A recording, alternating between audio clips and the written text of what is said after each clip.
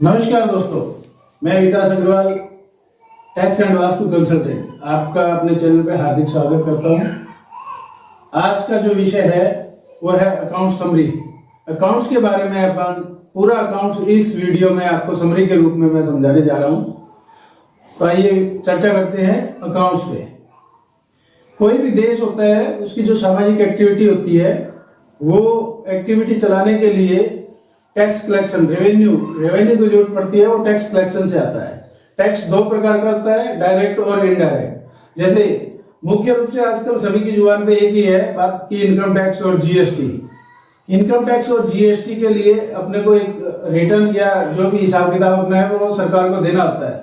वो अकाउंट्स के रूप में होता है। कोई भी बिजनेस में अपन जो मेंटेन करते हैं वो अकाउंट्स मेंटेन करते हैं। तो उसके द्वारा जो है और टैक्स अपन कितना गवर्नमेंट को देना है, क्या कुछ करना है, क्या कितना फायदा हुआ अपना, कितना नुकसान हुआ, वो सब हिसाब किताब अपन अकाउंट्स के द्वारा जान सकते हैं। तो जो टैक्स और अकाउंट्स से रिलेटेड बात है वो अपन टैक्स एक अलग मैटर हो गया, अकाउंट्स अलग हो गया। इसी प्रकार से ये सब टैक्स की फिर अलग अलग शाखाएं होती है, अलग अलग प्रकार होते हैं, वो हम दूसरे वीडियोस में बात करेंगे। अब हम जो जानना चाह रहे थे आज, जैसे कमेंट्स आए, सब लोग पूछ रहे थे, तो अकाउंट्स के विषय में आज हम जानेंगे। तो अकाउंट्स जो है सब लोग एंट्री से शुरू करते हैं, यानी प्राथमिक से आगे बढ़ते बढ़ते बैलेंस शीट, फाइनल अकाउंट तक जाते हैं। लेकिन मेरा जो तरीका है वो थोड़ा सा हटके है। मैं बैलेंस शीट से शुरू करके आते आते एंट्री पे आता हूं, ताकि आप लोगों को अच्छे से समझ में आ जाए। जब आप एंट्री करोगे तो आपको ये समझ में आना चाहिए कि कौन सी चीज क्या होती है, अपन एंट्री क्या कर रहे हैं, वो कहां जाएगी, उसका इफेक्ट कहां होता है। तो चलिए आइए आज बात करते हैं हम अकाउंट्स समरी, एक ही वीडियो में पूरा अकाउंट्स। सबसे पहले जैसे हम बात करेंगे फाइनल अकाउंट्स, रिटर्न प्रिपेयर करने के लिए, इनकम टैक्स का जीएसटी का रिटर्न प्रिपेयर करने के लिए हम अकाउंट्स मेंटेन करते हैं। उसमें फाइनल अकाउंट्स मेंटेन करते हैं। पहला जो है वो है फाइनल अकाउंट।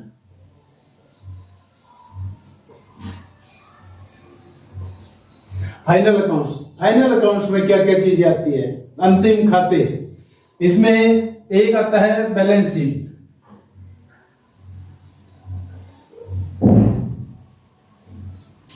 बैलेंस शीट जो होती है उसको चिट्ठा कहते हैं, चिट्ठा बैलेंस शीट। उससे व्यक्ति की फाइनेंशियल पोजीशन पता चलती है अपने को। दूसरा जो होता है प्रॉफिट एंड लॉस अकाउंट, लाभ हानि खाता। इससे हमें शुद्ध लाभ पता चलता है कि हम कितना कमा रहे हैं, क्या कुछ हमारा शुद्ध लाभ हुआ है। तीसरा जो है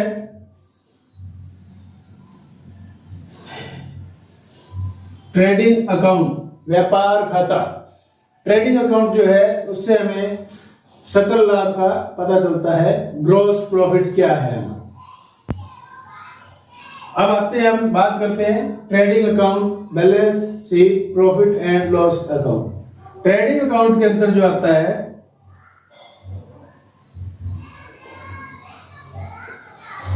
इसके अंदर जो आता है वो है सेल, परचेज, स्टॉक और परचेज पे जो खर्चे लगते हैं वो, यानी डायरेक्ट एक्सपेंसेस।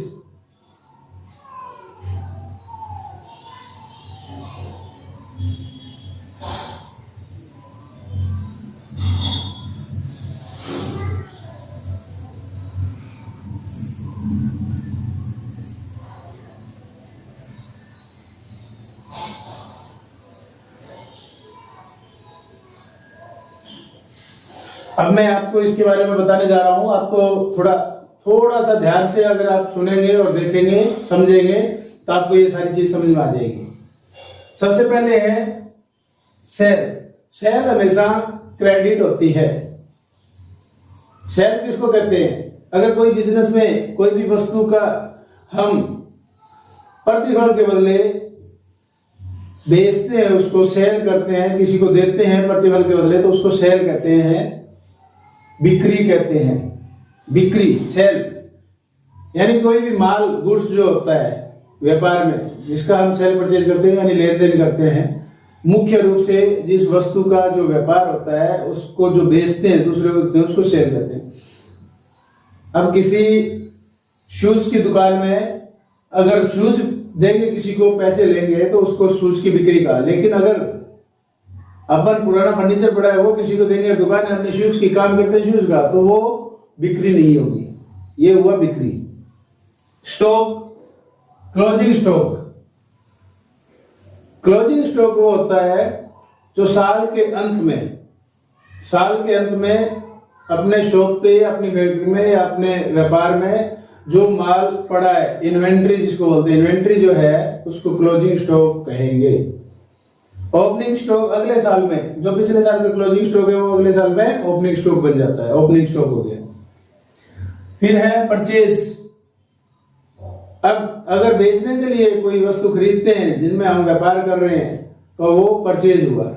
अभी अपन ने जैसे एग्जांपल देखा था शूज का, अगर कोई शूज की शॉप है या फैक्ट्री है तो शूज का जो मटेरियल खरीदेंगे या शूज खरीदेंगे तो उसको परचेज कहेंगे। लेकिन अगर कोई और चीज खरीदेंगे, जैसे फैन खरीद लिया, पंखा, चेयर खरीद लिया, फर्नीचर खरीद लिया, तो वो परचेज नहीं होगी। तो ये हुआ परचेज। इसके बाद में डायरेक्ट एक्सपेंसेस, ये एक इंपॉर्टेंट चीज है जिसमें आप कंफ्यूज ज्यादा होते हो। डायरेक्ट एक्सपेंसेस वो खर्चे हैं जो अपनी कॉस्ट को प्रभावित करते हैं, माल की कॉस्ट को, यानी परचेज में सीधे सीधे जुड़ते हैं। परचेज के ऊपर जो खर्चे लगेंगे वो डायरेक्ट एक्सपेंसेस है। अब सिंपल सा हिसाब है, डायरेक्ट एक्सपेंसेस का मतलब ये होता है, जैसे पहले ऑक्ट्रॉय थी, अब तो चुंगी खत्म हो गई है, ऑक्ट्रॉय। दूसरा जैसे होता है फ्रेट, इनवर्ड कैरिज जिसको बोलते हैं, इनवर्ड कैरिज, ट्रांसपोर्टेशन चार्जेस, हमाली बोलते हैं जिसको, यानी लोडिंग अपलोडिंग चार्ज जो होता है ना वो हमाली, ये सारे डायरेक्ट एक्सपेंसेस में आते हैं। इनको हम ट्रेडिंग अकाउंट में लेते हैं। तो ये तो हो गया ट्रेडिंग अकाउंट आपका। अब अपन देख लेते हैं प्रॉफिट एंड लॉस अकाउंट।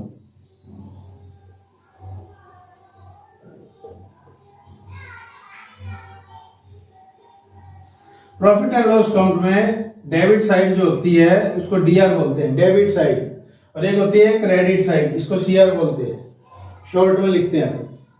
यहां होते हैं इनडायरेक्ट एक्सपेंसेस।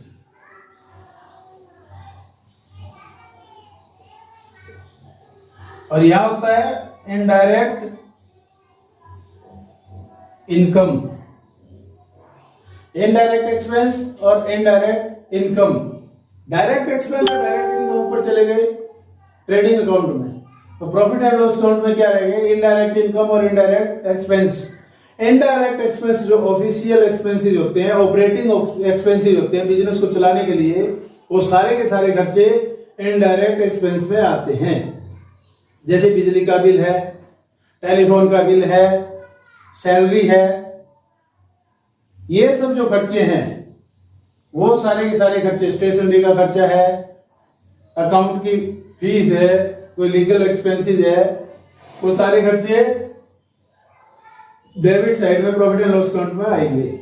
इसके अलावा इनकम भी होती है कुछ, जैसे कमीशन मिल गया, ब्याज आया, इंटरेस्ट इनकम, वो सब जो, ये सारी इनकम जो है वो indirect income profit and loss account में आएगी।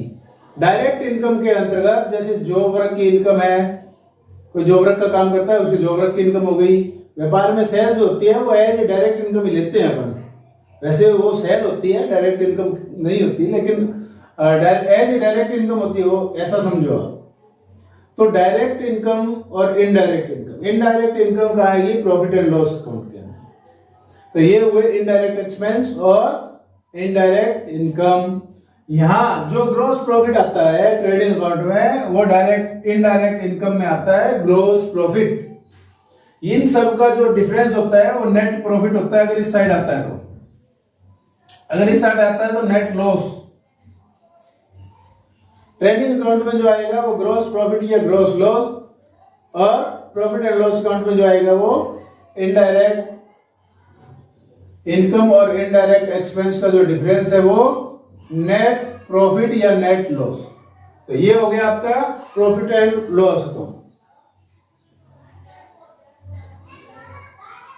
ये अपन अकाउंट्स का टोटल समरी सीख रहे हैं। आप थोड़ा सा अगर ध्यान से देखेंगे, ध्यान से समझेंगे तो आप समझ पाएंगे। मैं ये मात्र अकाउंट्स का समरी ही समझा रहा हूं अभी आपको, डिटेल से बाद में क्लासेस चलेंगी अपनी। अगला आता है बैलेंस शीट।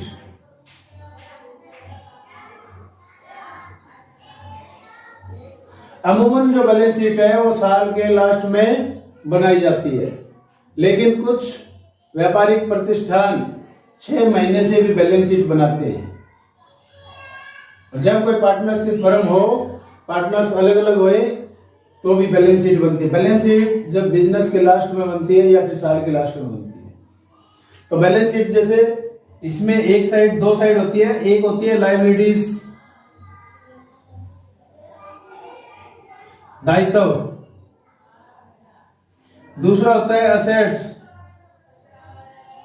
संपत्ति। अब इसको समझाने से पहले मैं आपको एक बात बताता हूं कि व्यापार और व्यापारिक कानून के अंतर्गत अलग अलग होते हैं। व्यापार और व्यापारिक कानून के अंतर्गत अलग अलग होते हैं। व्यापारी जो होता है, इंसान जो होता है, वो नेचुरल पर्सन, और व्यापार जो होता है वो आर्टिफिशियल पर्सन होता है। कानून के अंतर्गत व्यापार, गवर्नमेंट या ये समझो आप, कानून ये मानता है कि व्यापार जो है वो स्वयंभू है अपने आप में। उसका एक सिक्का होता है और उसके नीचे हस्ताक्षर होते हैं, तो वो व्यापार का सिक्का जो है वो व्यापार का साइन माना जाता है। तो ये हो गया अपना बैलेंस शीट। बैलेंस शीट में दो पक्ष होते हैं, एक लायबिलिटीज और एक असेट्स। लायबिलिटीज में सबसे पहला जो होता है वो कैपिटल, पूंजी। पूंजी किसकी होती है? व्यापार का जो मालिक होता है ना, वो पूंजी लगाता है, पैसा लगाता है, उसको पूंजी कहते हैं। व्यापार में कैपिटल कहते हैं। ये दायित्व क्यों है? व्यापार के लिए तो दायित्व ही है। मान लीजिए एक लिमिटेड कंपनी है या प्राइवेट लिमिटेड कंपनी है, उसमें शेयर है, तो एक तो मालिक नहीं है, जितने शेयर होल्डर है सब मालिक है। तो ये सबके प्रति दायित्व हो गया व्यापार का। व्यापार के पास जो भी संपत्तियां वो इस कैपिटल के रूप में होती है, वो चुकानी पड़ती है। किसको? मालिक को। अब दूसरा जो होता है इसमें सन्ड्री क्रेडिटर।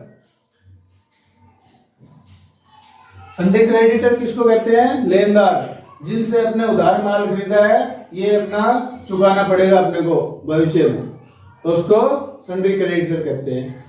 लायबिलिटीज में दो प्रकार की लायबिलिटीज मानी जाती है, लॉन्ग टर्म और शॉर्ट टर्म।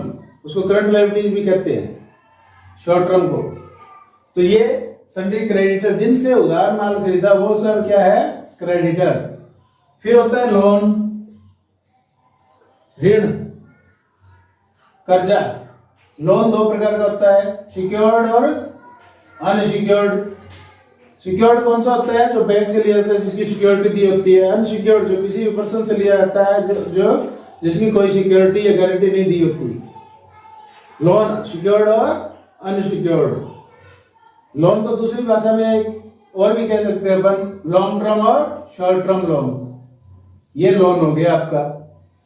इसके अलावा करंट लायबिलिटीज। करंट लायबिलिटीज में आप अलग अलग जो चुकाने हैं अपने को शॉर्ट टर्म में, वो करंट लायबिलिटीज में डाल देते हैं। जैसे प्रोविजन, मान लीजिए मार्च में बिजली का बिल आ गया और चुकाना है अप्रैल में, 31 मार्च को अपने बुक्स क्लोज कर रहे हैं, तो वो प्रोविजन हो गया। अब दूसरी साइड असेट्स। फिक्स्ड असेट्स होती है और करंट असेट्स होती है। फिक्स्ड असेट्स में लैंड, बिल्डिंग, फर्नीचर, ये सब फिक्स्ड असेट्स में आते हैं। करंट असेट्स में डेटर, स्टॉक, कैश, बैंक, ये सब करंट असेट्स में आते हैं। तो जो कैपिटल है या लोन है, ये जो लोगों के पैसे अपने को चुकाने हैं, वो किस रूप में अपने पास पड़े हैं? ये असेट्स है। मान लीजिए बिल्डिंग है अपने पास, या भूमि है, लैंड है, या लैंड एंड बिल्डिंग के हेड के अंतर्गत आएगा। फर्नीचर पड़ा है अपने पास। देनदार किसको कहते हैं? सन्ड्री डेटर्स है। सन्ड्री डेटर्स भी यहाँ आएंगे। सन्ड्री डेटर्स, जिनको अपन ने माल बेचा है उधारी में, जिनको चुकाना है, वो सन्ड्री डेटर्स हो गए। सन्ड्री डेटर्स के बाद में आपका आता है स्टॉक, इन्वेंट्री, जो अपने पास माल पड़ा है, साल के लास्ट में वो स्टॉक हो गया। ये स्टॉक दो जगह आता है, यहाँ असेट्स में आता है बैलेंस शीट में, और ट्रेडिंग अकाउंट में भी सेल के नीचे आपने अभी स्टॉक देखा था, वो भी वही सेम क्लोजिंग स्टॉक है। ये दो जगह आता है। उसके बाद में कैश इन हैंड, अपने पास कितना कैश पड़ा है, रोकड़ा पड़ा है। उसके बाद में बैंक, अपने पास बैंक में बैलेंस क्या है, कितने खाते, सब खाते यहाँ दिखाएंगे अपन, जितने भी अकाउंट है बैंक में, उनका बैलेंस यहाँ पे आ जाएगा। और ये दोनों साइड हमेशा बराबर होती है, ये दोनों साइड हमेशा बराबर होती है। तो ये तो अपन ने समझा फाइनल अकाउंट। फाइनल अकाउंट में trading account, profit and loss account और बैलेंस शीट। अब बैलेंस शीट बनती किससे है?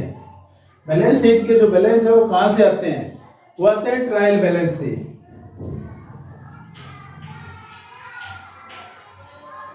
इसको बोलते हैं तलपट। जितने भी खाते हैं उन सब का जो बैलेंस 31 मार्च को बचा हुआ है वो यहाँ डेबिट और क्रेडिट के रूप में आ जाएगा। तलपट के दोनों इससे डेबिट और क्रेडिट बराबर होते हैं हमेशा, ये ध्यान रखने वाली बात है। इसमें अगर फर्क है तो अपने अकाउंट सही नहीं है। तो ये हो गया तलपट। ट्रायल बैलेंस, ट्रायल बैलेंस में सारे खातों का समरी सारांश आएगा। अब तलपट कैसे बनाते हैं, उनके बैलेंस कहां से आते हैं, वो चीज देखनी पड़ेगी अपने को। तलपट जो होते हैं, तलपट जो बनता है बिजनेस में, उसका जो है वो लेजर जो है, लेजर्स का जो अंतिम बैलेंस है वो तलपट में आता है।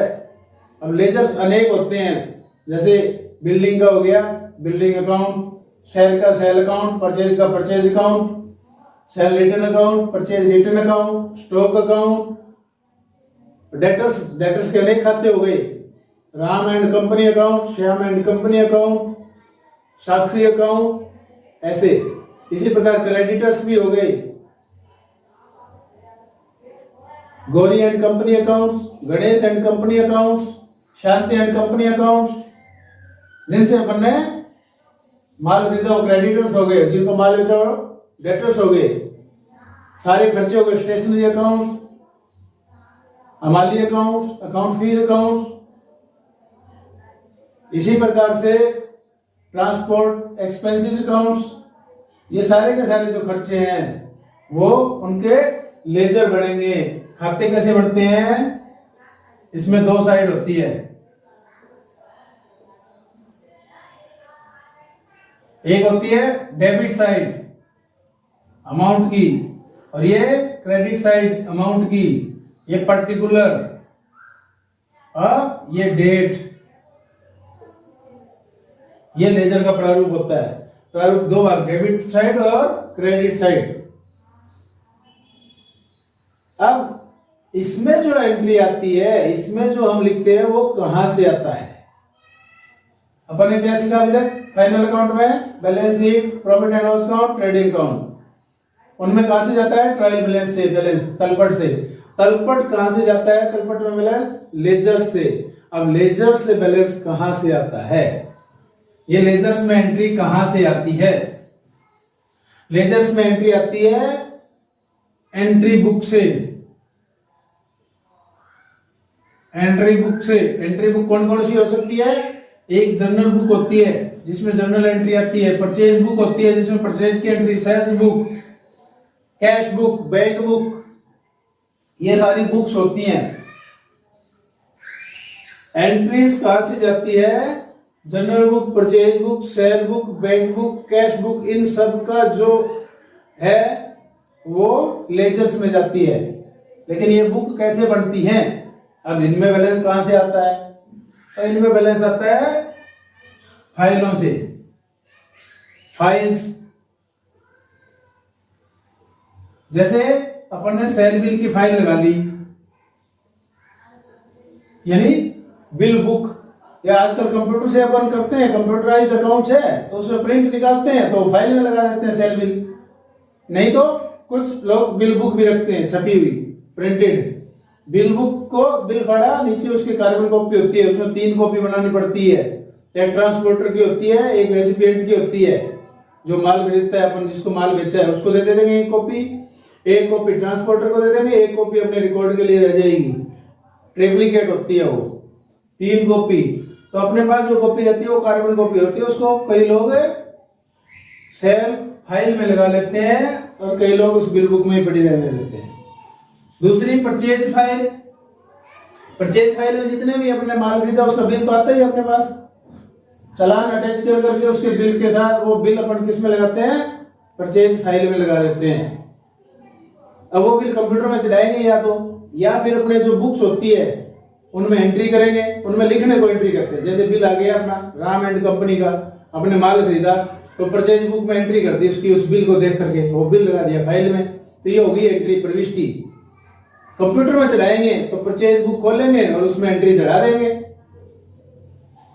और वो अपने आप फिर लेजर में चली जाएगी, अपने आप ट्रायल बैलेंस में चली जाएगी, कंप्यूटराइज्ड अकाउंट में अपने आप एंट्री, वो एक बार एंट्री करने के बाद अपने आप सब जगह चली जाती है वो फाइनल अकाउंट तक, और मैनुअल में अपने को करनी पड़ती है अलग अलग जगह। तो ये files, sale bill file, purchase bill file. अब परचेज में जो मैन्युफैक्चरिंग यूनिट टेक्सटाइल है उसमें ग्रे फाइल होती है, ग्रे में भी पेड अनपेड बना देते हैं लोग, जिनका पेड कर दिया वो पेड में, अनपेड है वो अनपेड में। सेल बिल भी पेड अनपेड, फिनिश परचेज जो तैयार माल खरीदते हैं वो पेड अनपेड।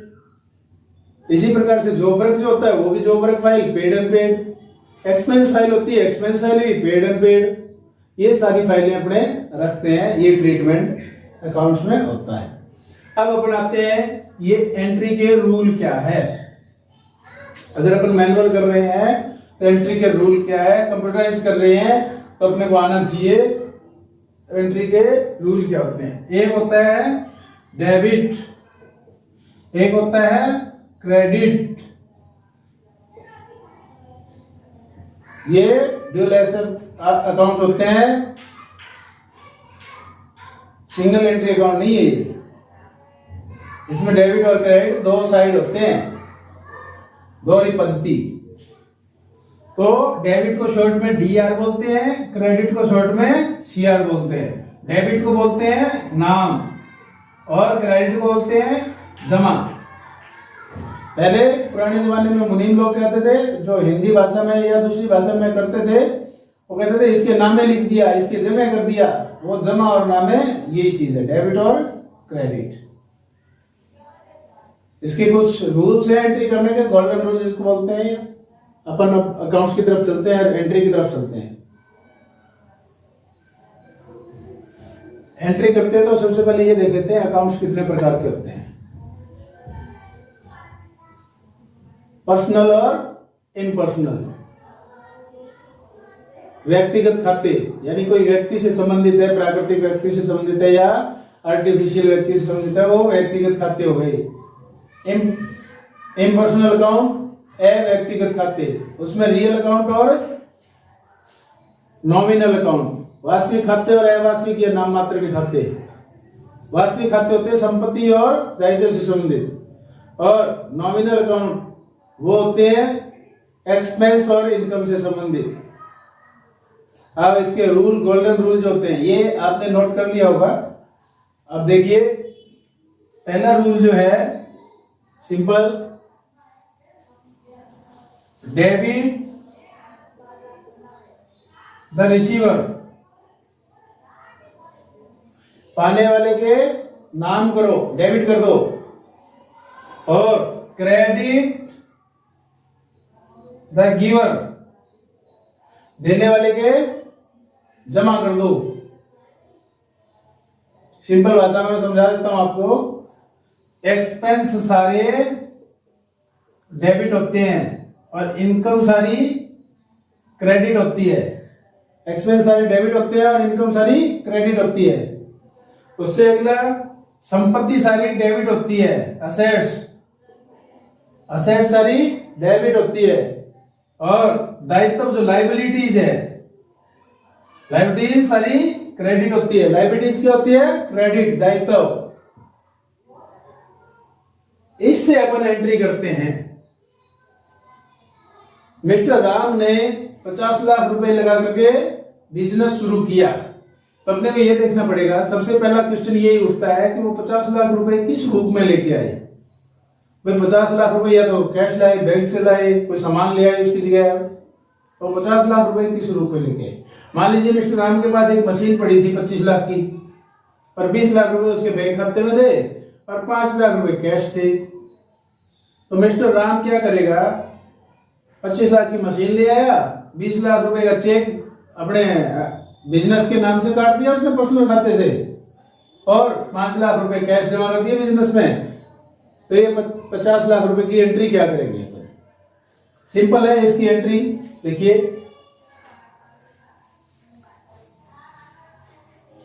इसकी एंट्री ये हो गई कि कैपिटल अकाउंट किसका है? राम का। तो बिजनेस के लिए क्या होगी? वो पूंजी, राम की पूंजी होगी ना, तो वो क्रेडिट होगी। कैपिटल हमेशा क्रेडिट होती है, दायित्व है। अब लेके क्या आया? कैश। कैश संपत्ति है, असेट है, तो डेबिट होती है कैश हमेशा। कैश काउंट डेबिट, कितने लेके आया? 5 लाख। Bank account debit. अब इसमें देखिए बैंक कोई भी हो सकता है, आईसीआईसीआई बैंक है, एचडीएफसी बैंक है, एसबीआई बैंक है, इंडियन बैंक है, बैंक ऑफ इंडिया, कोई भी बैंक हो सकता है आपका। Bank account debit 20 lakh. उसके बाद में दो, अब मशीन लेके आए तो machinery account debit 25 lakh.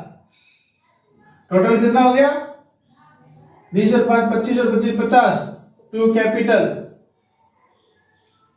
50 lakh. ये डेबिट हो गए सारे, ये क्रेडिट हो गए, ये एंट्री हो गई। ये क्या हो गई? एंट्री। ये एंट्री से कैश बुक में कैश की एंट्री चली जाएगी, बैंक बुक में बैंक की एंट्री चली जाएगी, मशीनरी अकाउंट में मशीनरी की एंट्री चली जाएगी, कैपिटल अकाउंट में कैपिटल की एंट्री चली जाएगी। उससे लेजर तैयार हो जाएंगे, और साल के लास्ट में जब ये लेजर तैयार होंगे, इसमें एडजस्टमेंट की जो भी एंट्रियां करनी है अपने वो करके, उसके बाद में वो तलपट में चली जाएगी, ट्रायल बैलेंस में। ट्रायल बैलेंस से फाइनल अकाउंट में चली जाएगी, और फाइनल अकाउंट से अपने को पता चल जाएगा कि इसकी वित्तीय पोजीशन क्या है, फाइनेंशियल पोजीशन क्या है। तो अब आप, मुझे उम्मीद है कि आपको कुछ समझ में आ गया होगा। तो ये था अपना अकाउंट समरी। इस प्रकार से अकाउंट जो है हम अकाउंट्स करेंगे। अब मैं एक छोटा सा थोड़ा हटके बात बता देता हूं, अकाउंट से रिलेटेड है लेकिन चैप्टर से थोड़ा हटके है। कोई भी सॉफ्टवेयर हो, आप अकाउंट्स करते हो कंप्यूटर में, कंप्यूटराइज्ड कोई भी सॉफ्टवेयर हो, उसमें ये ऑप्शन कॉमन होते हैं। एक होता है मास्टर, एक होता है ट्रांजैक्शन। ट्रांजैक्शन के बाद में होता है रिपोर्ट। ये रिपोर्ट को कुछ दो भागों में लिखते हैं, अदर रिपोर्ट या जूम रिपोर्ट। यहां पे एक और बना देते हैं ऑप्शन, अदर रिपोर्ट या जूम रिपोर्ट। इसके बाद में होता है यूटिलिटी। इसको कुछ लोग टूल्स का नाम दे देते हैं, टूल्स या यूटिलिटी। और इसके बाद में एक ऑप्शन और देते हैं, एग्जिट का या कंपनी का। कुछ लोग इसको एग्जिट लिख देते हैं, कुछ लोग कंपनी लिख देते हैं। ये कॉमन होंगे, कोई भी सॉफ्टवेयर में होंगे।